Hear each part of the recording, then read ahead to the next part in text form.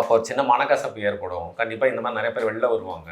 இந்த அஜிதா போன்றவர்கள்லாம் பார்த்தீங்கன்னா திமுகவோட குடும்ப பின்னணி கொண்டவன்னு சொல்கிறாங்க. பட் இன்னும் நிறைய பேர் நிஜமாக குமுறிட்டு இருப்பாங்க. ஏன் தளபதிக்கு நான் வந்து பகவதி படத்துல இருந்தே வந்து பேனர்லாம் கட்டினவன், எனக்கு இல்லையா? இல்லைப்பா என்னப்பா பண்ணுறது, நடைமுறை அரசியலில் உன்னோட வந்து இதோ வந்து சேர்றாங்களே அவங்கள தான் ஆட் ஆனாக இருக்காங்க. ஏன் நீங்கள் மற்ற 3 பேரை மறந்துட்டீங்க?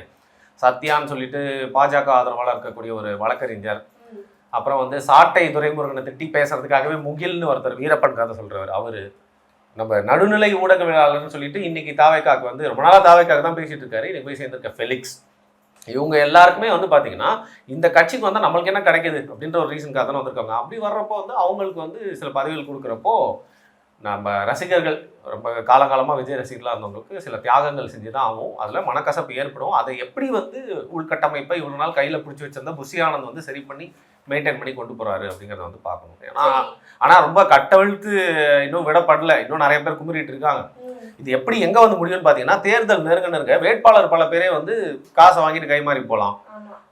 நிறைய கட்சியில் இருக்கவங்களே வந்து சாரையாக போயிட்டு வெவ்வேறு கட்சிகளை சேரலாம். ஏன்னா இவங்களே சேர்றாங்களோ இல்லையோ, திமுகவும் அதிமுகவும் விலை கொடுத்து வாங்குறத பல காலங்களில் பண்ணிட்டு இருக்காங்க.